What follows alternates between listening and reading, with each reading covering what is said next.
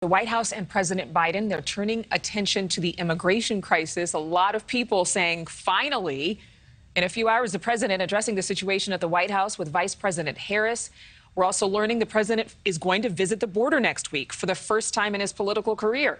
This as illegal crossings break record highs, the fate of Title 42 up in the air. Tom Dempsey live at the White House this morning. Tom, I'm a little bit emphatic about this because, we've been reporting on this story for well over a year now, and there's been a lot of criticism that he has not visited the border and then that Kamala Harris isn't doing her job. Yeah, and it's actually Republicans are coming out supporting this announcement from the president to show you, where things stand with this issue right now.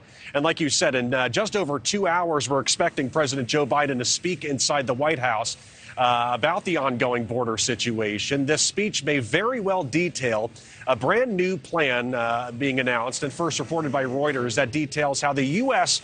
will accept up to 30,000 people per month from countries like Cuba, Nicaragua, Haiti, and Venezuela. Now, part of this plan would also lead to more people from those countries being expelled if they try and cross the border illegally through the border with Mexico. Now, this plan would also be an expansion of a plan started back in October, allowing thousands of people from Venezuela to come to the U.S. by plane if they showed they had a sponsor and applied for immigration abroad. President Biden, like we said, has also announced plans to visit the border next week while in Mexico for a summit. That would mark the first time he does so since taking office.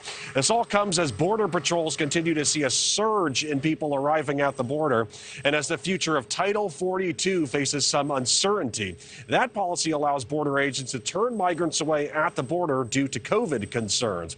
After arriving back from a trip to Kentucky on Wednesday to talk infrastructure, the president spoke about his goals for this upcoming trip. Take a listen to what he said.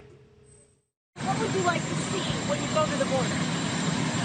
Peace and security. No, I'm going to see what's going on. I'm going to be making a speech tomorrow on border security, and you'll hear more about it tomorrow.